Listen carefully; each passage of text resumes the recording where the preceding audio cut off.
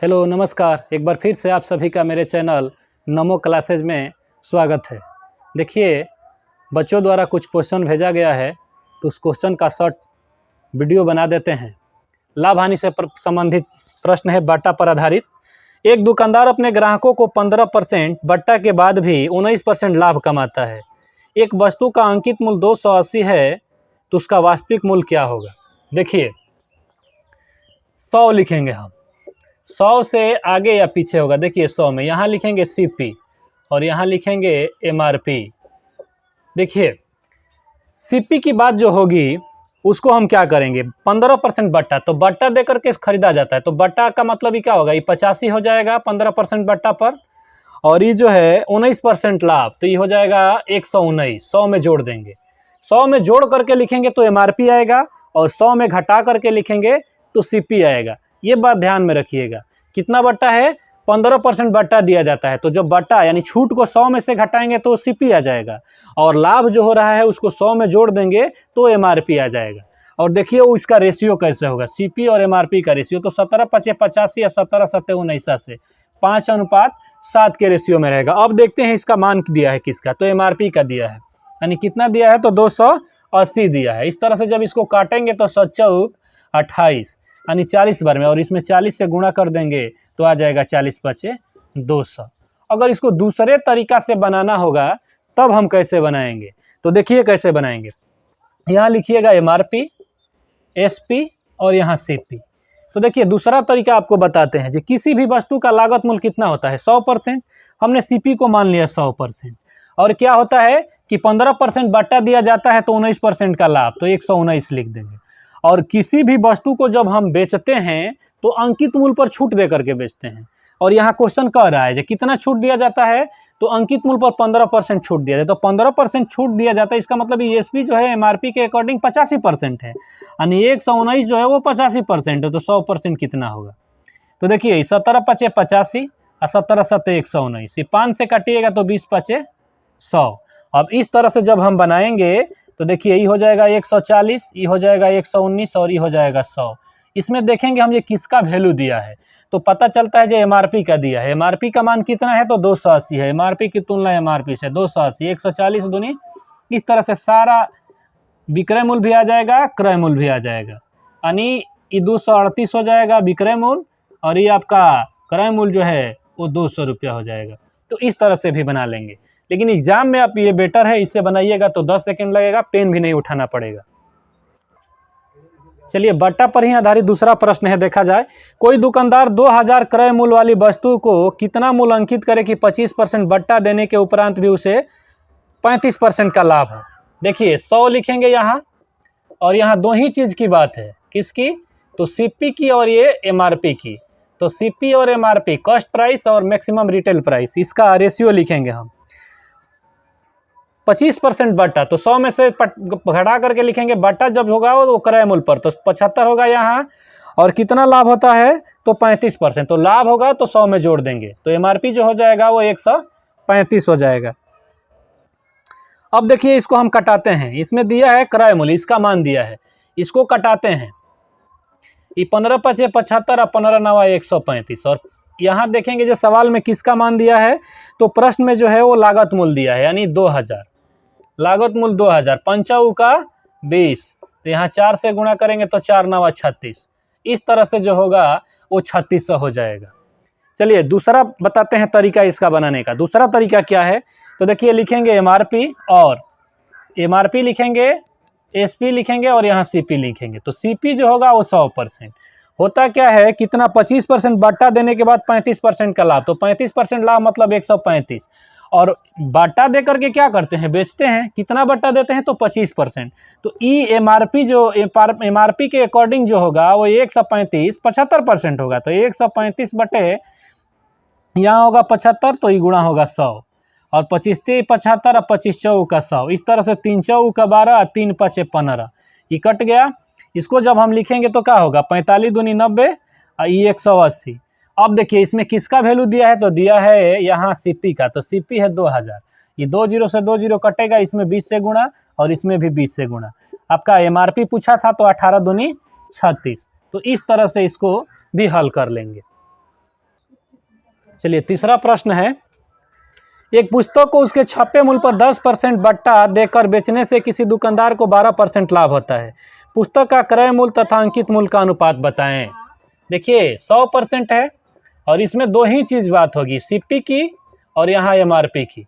CP और MRP का ratio 100 में से जो बट्टा होगा उसको घटाएंगे तो सीपी होगा, 10% का बट्टा तो 100 में से 10 घटाएंगे चला तो 90 हो जाएगा, और लाभ कितना हो रहा है तो 12% का लाभ हो रहा है, तो 100 में जोड़ेंगे तो एमआरपी हो जाएगा 112। इस तरह से जब इसको कटाएंगे तो कितना बार में कटेगा, ये रेशियो पूछा है इसका, तो सीपी और एमआरपी का रेशियो पूछा है, सीपी और एमआरपी का। तो रेशियो जब होगा तो इसको काटेंगे तो 45 दूनी 90 और 56 दूनी 112, यानी 45:56 हो जाएगा। इसको दूसरे तरीका से बनाना पड़ेगा, तो कैसे बनाएंगे वो भी देख लिया जाए। एग्जाम में बस ऐसे बनाना है। देखिए सीपी लिखेंगे, रखिए एमआरपी पहले लिखते हैं, यहाँ लिखते हैं एमआरपी, फिर एसपी और फिर यहाँ सीपी। अब देखिए एमआरपी तो होता है, यहाँ हम लिख देते हैं 100, और एमआरपी पर कितना छूट देता है, किसी छपे मूल्य पर 10% बट्टा दे करके 12% है, तो 12% लाभ होता है तो 112 लिख दीजिए। अब 112% किस पर 12% लाभ होता है, जब एमआरपी पर हम 10% डिस्काउंट करते हैं। तो देखिए एमआरपी के अकॉर्डिंग 112 जो है ना वो 90% है, तो 9 है 90 है तो ये 100, तो 1 0 से 1 0 खत्म। इसको हम कटाते हैं, देखिए तितरी का 9, 3 से काटिए, इसको 3 से काटिएगा, चाहे इसको रहने दीजिए। ये क्या है 9 है, अगले बार में लिखेंगे तो देखिए 112 × 100 अभी हो जाएगा 112 × 9 और यहाँ हो जाएगा 100 × 9। और रेशियो हमको पूछा है किसका, सीपी और एमआरपी का पूछा है, सीपी और एमआरपी का। तो सीपी और एमआरपी का पूछेगा तो सीपी क्या होगा 100 × 9 और यहाँ होगा 1100, ये 0 0 कटेगा, 0 0 कटेगा तो ये क्या होगा, ये 5 दूनी 10 और ये होगा 56 दूनी 112। तो इस तरह से 9 5 45 और ये हो जाएगा 56। तो ऐसे भी इसको बना लेंगे। चलिए अगला प्रश्न है 4 नंबर,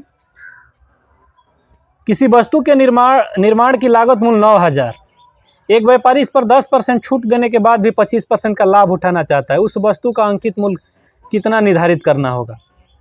देखिए यहाँ इस 100 लिखेंगे और 100 के नीचे देखिए 2 गो रेशियो होगा, सीपी और यहाँ लिखेंगे एमआरपी, और 100 पर जो बट्टा दिया जाएगा तो उसको सीपी मानेंगे।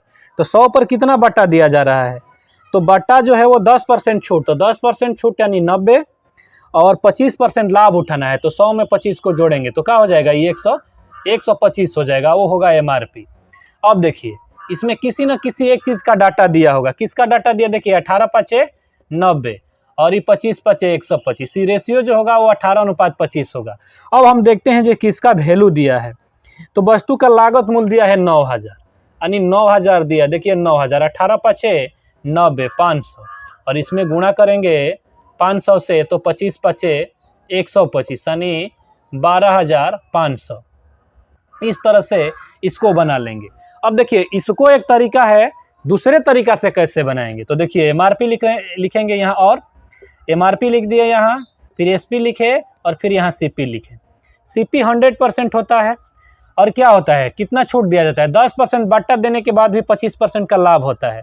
तो 25% लाभ होगा तो लागत मूल्य पर होगा, लागत 100 है तो 25% लाभ 125 है। 125 पर कब बेचता है, तो एमआरपी पर 10% बट्टा दे करके बेचता है। इसका मतलब जो 125 जो है वो 90% है, तो 9 × 10। अब देखिए जब इसको हम काटेंगे तो 25 चौका 100, 25 5 125 और ये 25 5 125। अब देखिए यहाँ हो गया।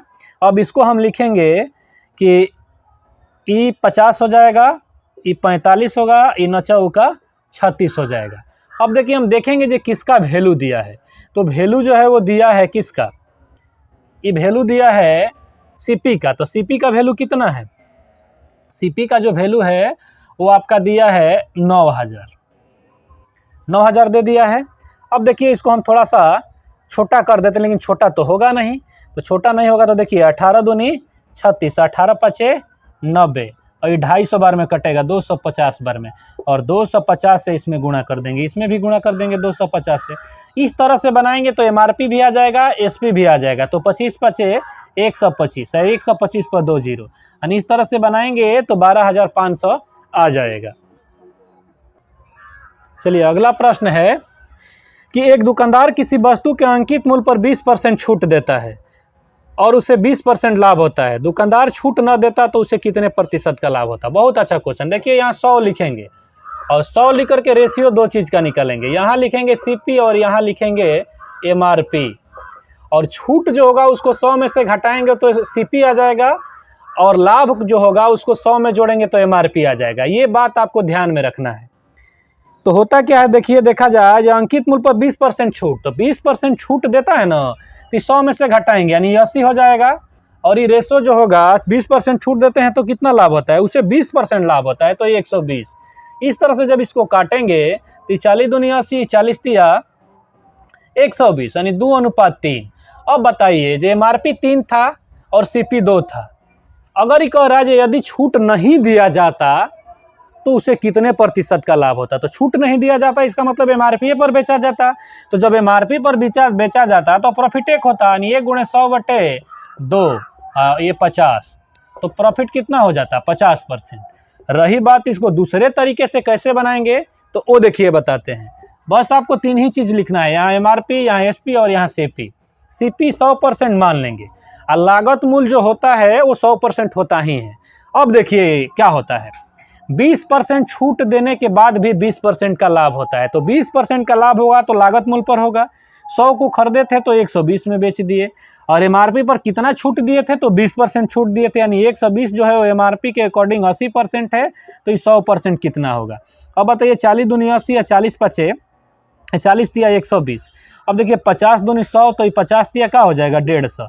अब बताइए 150 का एमआरपी है, 120 एसपी है और सीपी है 100। अब हमें बताना है यदि छूट नहीं दिया जाता, यानी इस मूल्य पर नहीं बेचा जाता, किस मूल्य पर बेचा जाता, यानी वस्तु का जितना एमआरपी था उसी पर बेच दिया जाता, तो प्रॉफिट कितना होता? अगर एमआरपी पर ही बेच दिया जाता तो 100 रुपया का खरीदे थे या 150 का बेच रहे हैं तो प्रॉफिट हो जाएगा 50, यानी 50 × 100/100, तो 100 खत्म 50%। इस तरह से भी इसको बना लेंगे। चलिए अगला प्रश्न पर चलते हैं। अगला प्रश्न क्या है, 6ठा नंबर क्वेश्चन है। एक मोबाइल का अंकित मूल्य 9600 रुपया है। देखिए 100 यहाँ लिखेंगे और यहाँ भी 2 ही चीज़ होगा, एक सीपी और एक एमआरपी, ये दोनों का रेशियो निकालेंगे।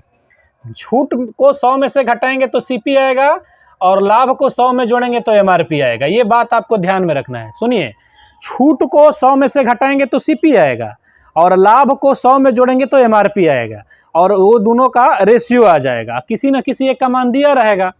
तो देखिए 10% बट्टा देते हैं, तो 10% बट्टा तो 100 में से 10 घटाए तो 90, और 10% बट्टा देने के बाद क्या होता है, 8% का लाभ होता है, तो क्या हो जाएगा? 108 हो जाएगा।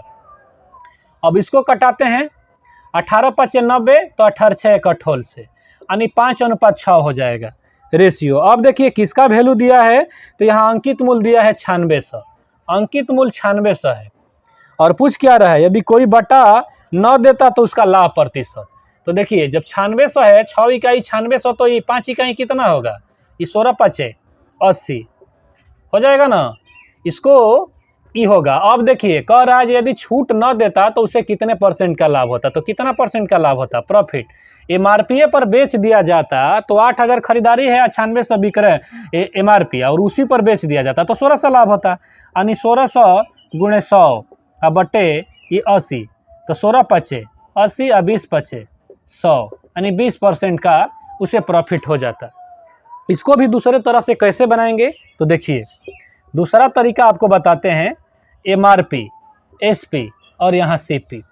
देखिए सीपी यहाँ 100% होती है, ठीक है, और कितना बट्टा देते हैं, तो 10% बट्टा देने के बाद भी 8% का लाभ होता है, तो 10% बट्टा देते हैं 8% लाभ होगा, तो 8% जब लाभ होगा तो लागत मूल्य पर होगा, यानी यहाँ 108, और 108 पर कब बेचते हैं, तो अंकित मूल्य पर छूट दे करके। कितना छूट दे करके, तो 10% छूट दे करके, तो 10% छूट देंगे तो 108/90 × 100, तो 1 0 से 1 0 खत्म हो जाएगा, 12वां इठोल से, तो 12 में 120 हो जाएगा, ये 108 हो जाएगा, और फिर 100 हो जाएगा। अब देखिए इसमें दिया क्या है, तो हम यहाँ से बिना माने भी यहाँ निकाल सकते हैं जो प्रॉफिट कितना होगा। अब कह रहा है जो अंकित मूल्य पर ही बेच दे तो उसे कितने % का लाभ होगा, तो प्रतिशत लाभ बराबर हम लिख देंगे, जब प्रतिशत लाभ बराबर यहाँ कितना लाभ होगा, तो 20, तो 20 × 100/100, तो 100 से 100 खत्म 20%।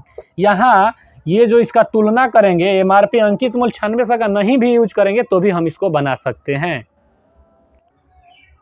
चलिए बाटा पर आधारित एक और प्रश्न है। क्या प्रश्न है वो देखा जाए। कोई व्यापारी एक मोबाइल 4500 रुपये में खरीदा। देखिए यहाँ 100 लिखेंगे, तरीका बहुत ही ज़बरदस्त है। 100 में से घटाएंगे तो सीपी आएगा, बट्टा को घटाएंगे तो सीपी आएगा, लाभ को जोड़ेंगे तो एमआरपी का रे आएगा, यानी सीपी और एमआरपी का रेशियो आ जाएगा। अब देखिए खरीदा तथा इस अंकित मूल्य ऐसा निर्धारित किया कि 10% बट्टा, तो 10% बट्टा तो 100 में से 10 घटाए तो क्या होगा 90 हो जाएगा। और कितना लाभ होता है बाद भी उसे 20% का लाभ, तो 100 में जोड़ देंगे तो 120। अब इसको कटाएंगे तो 30 × 90 30 × 4 20 से। अब देखेंगे जो सीपी दिया है कि एमआरपी दिया है। तो देखिए खरीदानी एमआरपी दिया है, इसका मान दिया है, कितना दिया है 4500। और आपसे पूछा है जो मोबाइल का अंकित मूल्य 3 यूनिट का मान है 4500, तो 15 × 45 तो 15 × 4 60 6000। इस तरह से बना लेंगे। और इसको भी दूसरे तरीका से कैसे बनाएंगे तो देखिए 3 ही चीज़ इसमें लिखना है। क्या लिखना है एमआरपी, एसपी और सीपी। तो सीपी 100%, 10% बट्टा देने के बाद 20% लाभ तो 120। और 120 पर कब बेचता है जब अंकित मूल्य पर छूट देता है। कितना छूट देता है तो 10%, तो 9 तो ये 10। अब देखिए तितरी का 9 40 दिया 120। अब बताइए ये होगा 400, तो ये हो जाएगा बढ़ती है 36 360 और ये हो जाएगा 300। अब देखिए 1 0 से 1 0 इसको कटा देते हैं, ये 20 होगा तो ये 18 होगा तो ये 15 होगा। अब हमको बताना है कि आखिर किसका वैल्यू दिया है। तो देखेंगे कि सीपी का मान दिया है। सीपी का मान कितना दिया है 4500। 4500 में मोबाइल खरीदता है, तो 15 × 45 यानी 1 यूनिट का मान 300, तो 18 यूनिट का 18 × 5400। ईएसपी हो जाएगा। यहाँ एमआरपी पूछेगा तो 20 × 60 यानी 6000 हो जाएगा। इस तरह से भी इस प्रश्न को बना लेंगे। चलिए बाटा पर आधारित ही एक और प्रश्न है, उसमें देखा जाए क्या कह रहा है। एक दुकानदार किसी वस्तु के अंकित मूल्य पर 10% बट्टा देता है। देखिए 100 मान लेंगे, यहाँ लिख लेंगे रेशियो निकालने के लिए। यहाँ सीपी और यहाँ एमआरपी। सीपी मतलब कॉस्ट प्राइस, एमआरपी मतलब मैक्सिमम रिटेल प्राइस, मतलब अधिकतम खुदरा मूल्य। इससे अधिक आप नहीं ले सकते हैं। बट्टा का जो होगा बार बार बताते हैं, जो बट्टा होगा उसको 100 में से घटाएंगे तो सीपी आएगा, और लाभ जो होगा उसको 100 में जोड़ेंगे तो एमआरपी आएगा, और सीपी और एमआरपी का वो रेशो आ जाएगा। तो देखिए क्या करेंगे, कितना बट्टा दिया जाता है तो देखा जाए 10% बट्टा दिया जाता है, तो 10% बट्टा तो 90, और 20% लाभ कमाता है तो 120। ये देखिए 30 × 90 30 × 4 20 यानी 3:4। अब इसमें हम देखेंगे जो किसका वैल्यू दिया है। तो इसमें अंकित मूल्य दिया है। अंकित मूल्य कितना दिया है तो अंकित मूल्य जो है वो दिया है 8000। तो 8000 वैल्यू है एमआरपी का, तो 8000 यहाँ लिख देंगे। तो 4 दूनी 8 यानी 1 यूनिट का मान 2000, तो 3 यूनिट का मान कितना हो जाएगा 3 दूनी 6000। इसमें पेन उठाने की ज़रूरत नहीं है, इसको ऐसे भी बना सकते हैं। इसको दूसरे तरीका से कैसे बनाएंगे तो देखिए बस यहाँ एमआरपी लिखना है, यहाँ सीपी, यहाँ एसपी लिखना है, और यहाँ आपका सीपी लिखना है। तो सीपी 100%, और होता क्या है जे 10% छूट देने के बाद भी 20% लाभ होता है। तो जब 20% लाभ होगा तो 120 हो जाएगा यहाँ। 120 कब होगा जब 10% छूट देंगे, तो ये 9 तो ये 10। अब बताइए तितरी का 9 40 × 120। अब बताइए इसमें से हम कटा देंगे तो देखिए ये 20 × 5 = 100, ये 20 × 6 = 120, और ये 20 दूनी 40। अब इसमें देखा जाए ये नहीं कटेगा तो ये भी 20 होगा, ई 36 18 हो जाएगा। रेशियो देखिए 20 18 और ये 15। अब हम देखते हैं जी इसमें किसका वैल्यू दिया है। तो इसमें वैल्यू जो है वो एमआरपी का दिया है। तो एमआरपी 20 यूनिट है और रियल में उसका वैल्यू है 8000। तो 20 × 4 = 80 यानी 1 यूनिट का मान है 400। तो 18 यूनिट का मान कितना हो जाएगा, तो 4 से गुणा करेंगे तो 18 × 4 = 7200, और यहाँ 400 से गुणा करेंगे तो 15 × 4 = 60। यानी आपसे पूछा था सीपी, ये सीपी कितना होगा, तो सीपी आपका 6000 होगा। एक और क्वेश्चन है, हालांकि बहुत ही इजी क्वेश्चन है। आज का जो क्वेश्चन था वो इजी ही था। देखिए तो एक बच्चा जो है किसी जीन्स को 1200 रुपये में बेचने पर जितना लाभ होता है, इस जीन्स को 1000 में बेचने पर उतना ही हानि होती है। तो जीन्स का क्रय मूल्य देखिए यहाँ SP1 दिया है और यहाँ SP2 दिया है और CP पूछा है। तो सबसे पहले इसको देखिए, 1200 में बेचने पर जितना लाभ होता है उतना ही उसे 1000 में बेचने पर हानि होती है। जब इस टाइप का लाभ और हानि बराबर दिया रहे तो ऐसे प्रश्न को बनाने के लिए चला कुछ नहीं करना, ये दोनों विक्रय मूल्य को जोड़ के 2 से भाग, यानी 1200 प्लस 1000 और बट्टे में ये 2, इस तरह से आपका हो जाएगा 2200 तो 1100 रुपया। ये आता कैसे है तो ये भी बता देते हैं, देखिए। और इसको देखना है क्या, SP1 जो है देखिए यह 1200 है और यहाँ SP2 जो है वो 1000 है और CP, तो CP को हम CPA रहने देखते हैं। देखिए जब 12000 में बेचते हैं 1200 में बेचते हैं तो हमें लाभ होता है, तो लाभ जहाँ होता है वहाँ SP is greater than CP, तो 1200 में से हम क्या करेंगे, इस CP को घटा देंगे। अब बोला है जो प्रॉफिट और जो लॉस, देखिए यहाँ प्रॉफिट जो है वो लॉस के बराबर है, तो यहाँ प्रॉफिट हो रहा है और यहाँ लॉस होता है, तो जहाँ लॉस होता है वहाँ CP is greater than SP, माने विक्रय मूल्य से क्रय मूल्य बड़ा होता है, तो यहाँ CP में से 1000 को घटा देंगे। अब बताइए ये माइनस से इधर आएगा तो प्लस होगा, ये माइनस है तो उधर जाएगा तो प्लस होगा, तो 2CP बराबर ये 2200 हो जाएगा, तो CP बराबर क्या हो जाएगा 1100। इस तरह से भी इसको बना लेंगे।